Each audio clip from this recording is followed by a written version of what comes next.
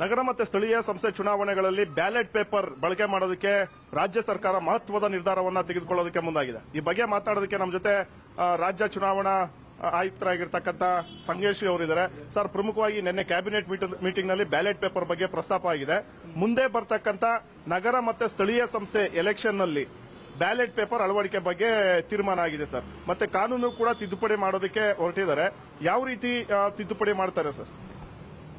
ಅಂದರೆ ನಿನ್ನೆ ಸಂಪುಟ ಸಭೆಯಲ್ಲಿ ಕರ್ನಾಟಕ ಸರ್ಕಾರ ಮತಪತ್ರಗಳ ಮುಖಾಂತರ ನಾವು ಪಂಚಾಯತ್ ಮತ್ತು ನಗರ ಸ್ಥಳೀಯ ಸಂಸ್ಥೆಗಳನ್ನು ಚುನಾವಣೆಯನ್ನು ಮಾಡಬೇಕು ಅಂತ ಹೇಳಿ ಮತ್ತು ಅದರ ಮೂಲಕ ನಾವು ರಾಜ್ಯ ಚುನಾವಣಾ ಆಯೋಗಕ್ಕೆ ಸಂಬಂಧಿತ ಕಾಯ್ದೆಗಳನ್ನು ತಿದ್ದುಪಡಿ ಮಾಡಿ ಅವರಿಗೆ ನಾವು ಕಾಯ್ದೆಗಳನ್ನು ಕಳಿಸೋಣ ಅಂತ ಹೇಳಿ ನಿನ್ನೆ ಸಂಪುಟ ಸಭೆಯಲ್ಲಿ ನಿರ್ಣಯ ಆದ ಪ್ರಕಾರ ಸಂಬಂಧಪಟ್ಟ ಕಾಯ್ದೆಯಲ್ಲಿ ಏನಾದರೂ ತಿದ್ದುಪಡಿ ಅಂತ ಬೇಕು ಅಂತ ಅನಿಸಿದಾಗ ಅವರು ತಿದ್ದುಪಡಿ ಮಾಡಿ ಕಾಯ್ದೆಯನ್ನು ನಮಗೆ ಕಳಿಸಿದರೆ ಅದರ ಮುಖಾಂತರ ನಾವು ಮತಪತ್ರಗಳ ಮುಖಾಂತರ ನಾವು ಪಂಚಾಯತ್ ಮತ್ತು ನಗರ ಸ್ಥಳೀಯ ಸಂಸ್ಥೆಗಳ ಚುನಾವಣೆಯನ್ನು ಮಾಡಬಲ್ಲೆವು. ಸರ್, ಈ ಕ್ಷಣ ಮುಂದೆ ಈಗ ಬಿಬಿಎಂಪಿ ಎಲೆಕ್ಷನ್ ಕೂಡ ಬರ್ತಾ ಇದೆ. ಡಿಸೆಂಬರ್ನಲ್ಲಿ ಅಥವಾ ಜನವರಿ ಅಲ್ಲಿ ಸ್ಥಳೀಯ ಸಂಸ್ಥೆಗಳ ಎಲೆಕ್ಷನ್ ಕೂಡ ಎದುರಾಗ್ತಿದೆ. ಅದಕ್ಕೆ ಬ್ಯಾಲೆಟ್ ಪೇಪರ್ ತಂದ್ರೆ ತಾವು ರೆಡಿ ಇದ್ದಾರೆ ಸರ್? ತಮ್ಮ ಚುನಾವಣಾ ಆಯೋಗ ಈ ಕ್ಷಣಕ್ಕೆ ರೆಡಿ ಇದೆಯಾ? ನಾವು ಇರಲೇಬೇಕಲ್ಲ. ಚುನಾವಣಾ ಆಯೋಗದ ಕೆಲಸ ಚುನಾವಣೆಯನ್ನ ಮಾಡೋದು, ಬೇರೆ ಏನೂ ಅಲ್ಲ. ಆಯ್ತಾ? ಸೊ ಈಗ ನಾವು ಪ್ರಪ್ರಥಮವಾಗಿ ಮಾನ್ಯ ಸರ್ವೋಚ್ಚ ನ್ಯಾಯಾಲಯದ ನಿರ್ದೇಶನದ ಪ್ರಕಾರ ಚುನಾವಣೆಗಳನ್ನ ಬೆಂಗಳೂರು, ಗ್ರೇಟರ್ ಬೆಂಗಳೂರು ಏನು 5 ಕಾರ್ಪೊರೇಷನ್ಸ್ಗಳೇ ಆಗಿದಾವಲ್ಲ, ಆ ಕಾರ್ಪೊರೇಷನ್ಸ್ಗೆ ನಾವು ಆದಷ್ಟು ಬೇಗ ಮಾಡಲೇಬೇಕಾಗಿದೆ. ಅವರು ಡೆಡ್ಲೈನ್ ಅನ್ನ ಫೆಬ್ರವರಿವರೆಗೆ ಕೊಟ್ಟಿದ್ದಾರೆ. ಅಂದ್ರೆ ನವೆಂಬರ್ 1ರವರೆಗೆ ಅವರು ಡಿಲಿಮಿಟೇಷನ್ ಮುಗಿಸಬೇಕು. ನವೆಂಬರ್ 30ಕ್ಕೆ ರಿಸರ್ವೇಷನ್ ಪಟ್ಟಿಯನ್ನು ನಮಗೆ ಕೊಡಬೇಕು.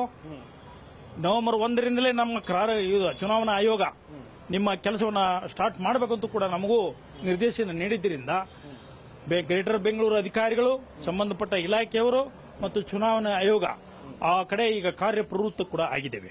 ಸರ್, ಪ್ರಮುಖವಾಗಿ ಇವಿಎಂ ಬಗ್ಗೆ ಯಾಕೆ ಸರ್ ಇಷ್ಟೊಂದು ಅನುಮಾನಗಳು, ಇಷ್ಟೊಂದು ಆರೋಪಗಳು ಕೇಳ್ಪಡ್ತಾ ಇರ್ತಕ್ಕಂಥದ್ದು? ಇವಿಎಂ ಅಷ್ಟೊಂದು ಟ್ರಾನ್ಸ್ಪರೆನ್ಸಿ ಆಗಿ ಅಲ್ಲಿ ವೋಟಿಂಗ್ ನಡೆಯಲ್ವಾ? ಅದು ನಾವು ಈಗ ರಾಜ್ಯ ಸರ್ಕಾರಕ್ಕೆ ನೀವು ಆ ಪ್ರಶ್ನೆಯನ್ನ ಕೇಳಬೇಕು. ಯಾಕಂದ್ರೆ ಕಾಯ್ದೆಯಲ್ಲಿ ಏನು ಬರುತ್ತೋ, ಯಾವ ರೀತಿಯ ಕಾಯ್ದೆ, ಯಾವ ರೀತಿಯ ನಿಯಮ ಇರುತ್ತೋ ಅದನ್ನು ನಾವು ಪಾಲಿಸೋರು. ಈಗ ಇವಿಎಂಗಳನ್ನು ಯಾಕೆ ಬಳಸಬಾರದು ಅನ್ನೋದು ಅವರಿಗೆ ಬಿಟ್ಟಂತದ್ದು. ಮತಪತ್ರಗಳನ್ನ ಯಾಕೆ ಬಳಸಬೇಕು ಅಂತ ಅವ್ರಿಗೆ ಬಿಟ್ಟಂತದ್ದು.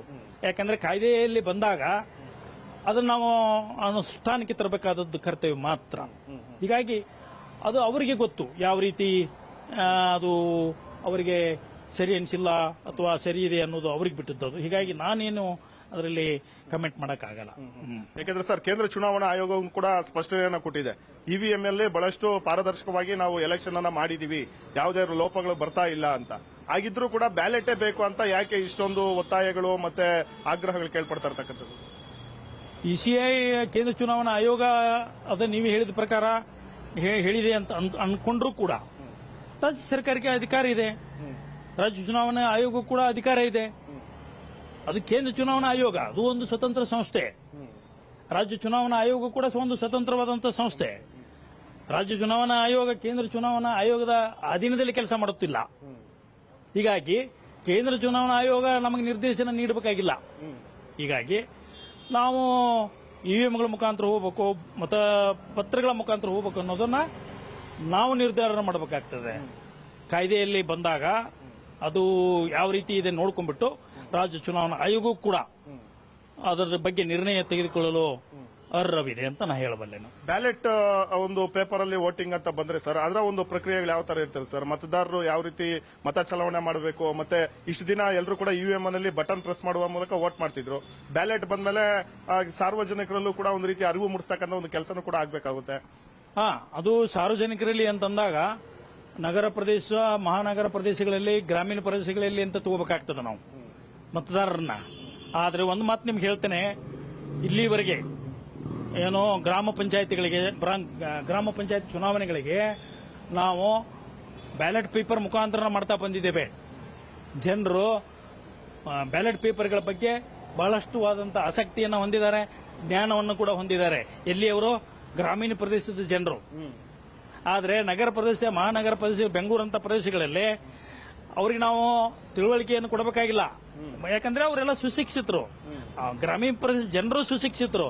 ಆದರೆ ಈ ಚುನಾವಣೆಗಳಿಗೆ ಏನು ಇಂತಹ ಚುನಾವಣೆಗಳಿಗೆ, ಪಂಚಾಯತ್ ಚುನಾವಣೆಗಳು ಅನ್ಕೊಂಡ್ರೆ, ಈ ಸ್ಥಳೀಯ ಸಂಸ್ಥೆಗಳ ಚುನಾವಣೆಗಳಿಗೆ ನೀವು ಗ್ರಾಮೀಣ ಪ್ರದೇಶಗಳಲ್ಲಿ ಜನರನ್ನ ನೋಡ್ಬೇಕು. ನೀವು ಅವರು ಚುನಾವಣೆಗಳ ಬಗ್ಗೆ, ಮತಪತ್ರಗಳ ಬಗ್ಗೆ, ಇವಿಎಂಗಳ ಬಗ್ಗೆ ಏನು ಬಹಳಷ್ಟು ತಿಳ್ಕೊಂಡಿದ್ದಾರೆ. ನಾನು ಕೂಡ ಒಬ್ಬ ಗ್ರಾಮೀಣ ಪ್ರದೇಶದಿಂದ ಬಂದಂತವನು. ನಾನು ಹಲವಾರು ಗ್ರಾಮೀಣ ಪ್ರದೇಶಗಳಲ್ಲಿ ತಿರುಗಾಡಿ ನೋಡಿದ್ದೇನೆ. ಅವರಷ್ಟು ತಿಳುವಳಿಕೆ ಬಹಳ ಇದೆ ಅವರಲ್ಲಿ. ಹೀಗಾಗಿ ನನಗೆ ಅತಿ ಪೂರ್ಣವಾಗಿ ಅವರಿಗೆ ತಿಳುವಳಿಕೆ ಕೊಡಬೇಕಂತೇನಿಲ್ಲ. ಹಾಗಾಗಿ ಅದೊಂದು ತಿಳುವಳಿಕೆ ಕೊಡುವಂತ ಒಂದು ನಾವು ಪ್ರಯತ್ನವನ್ನು ಕೂಡ ಮಾಡ್ತೀವಿ. ಸರ್, ತಮ್ಮ ಪ್ರಕಾರ ಇವಿಎಂಗಿಂತ ಬ್ಯಾಲೆಟೇ ಉತ್ತಮ ಅಂತ? ನನ್ನ ಪ್ರಕಾರ ಇದೊಂದು ಪ್ರಾಯೋಗಿಕವಾದದ್ದು. ಒಂದು 25-30 ವರ್ಷಗಳ ನಂತರ ಬಂದಿರೋದು. 25-30 ವರ್ಷಗಳ ನಂತರ ಯಾರು ಮತದಾರರಾಗಿದ್ದಾರೆ ಅವರಿಗೆ ಗೊತ್ತಿಲ್ಲ. ನಗರ ಪ್ರದೇಶಗಳಲ್ಲಿ, ಮಹಾನಗರ ಪ್ರದೇಶಗಳಲ್ಲಿ ಇದನ್ನೂ ಒಂದು ಸಾರಿ ಪ್ರಯತ್ನ ಮಾಡಲಿ, ಪಾರದರ್ಶಕವಾದಂತಹ ನಿಲುವನ್ನು ಪಡೆಯಲಿ, ಪಾರದರ್ಶಕವಾದಂತಹ ಮತದಾನ ಆಗಲಿ, ನ್ಯಾಯಯುತವಾದದ್ದಾಗಲಿ ಅನ್ನೋದು. ಹೇಗೆ ಇವಿಎಂ ಬಂದಾಗ ಎಲ್ಲರೂ ಹೊಸದು ಬಂತು, ಒಂದು ಯಂತ್ರ ಬಂತು, ಒಂದು ಮಷಿನ್ ಬಂತು ಅಂತ ಹೇಳಿ ಸಂತೋಷ ಪಡ್ತಾ ಇದ್ರು, ಅದೇ ಸಂತೋಷ ಈ ಸಲವೂ ಬರಲಿ. ಯಾಕೆ ಮಾಡಬಾರ್ದು? ಖಂಡಿತವಾಗ್ಲೂ ಸರ್. ಯಾಕಂದ್ರೆ ಅಮೆರಿಕದಂತ ದೇಶಗಳಲ್ಲೇ ಬ್ಯಾಲೆಟ್ ಪೇಪರ್ ವ್ಯವಸ್ಥೆ ಇದೆ.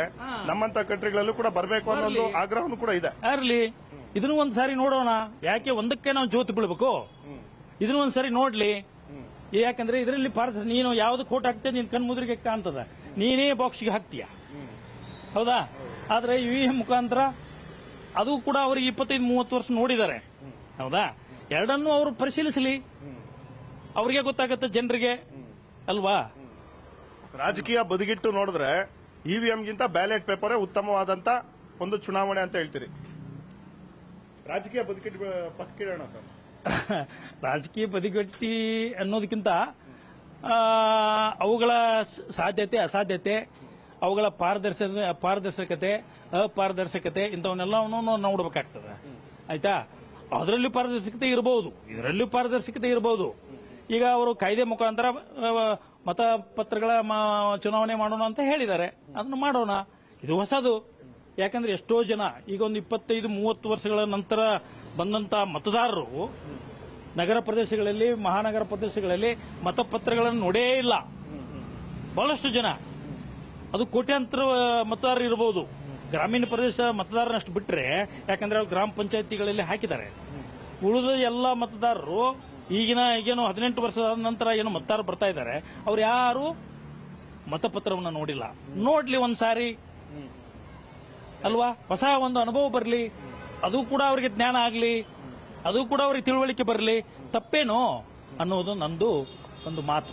ಸರ್, ಆಮೇಲೆ ಈ ಒಂದು ಬ್ಯಾಲೆಟ್ ಪೇಪರ್ ವ್ಯವಸ್ಥೆ ಬಂದಂತ ಸಂದರ್ಭದಲ್ಲಿ ಈ ಸಿಬ್ಬಂದಿಗಳಿಗೆ ಮತ್ತೆ ಸಿದ್ಧತೆ ಮಾಡ್ಕೊಳ್ಳೋದಕ್ಕೆ ಬಹಳಷ್ಟು ಒಂದು ಸಮಯ ಏನಾದರೂ ಬೇಕಾಗುತ್ತಾ? ಯಾಕಂದ್ರೆ ಇವಿಎಂ ಅಂದ್ರೆ ತಕ್ಷಣ ಹೋಗಿ ಬಟನ್ ಒತ್ತಿ ಪ್ರೆಸ್ ಮಾಡಿ ಅಲ್ಲಿ ವೋಟಿಂಗ್ ಮಾಡ್ತಾರೆ.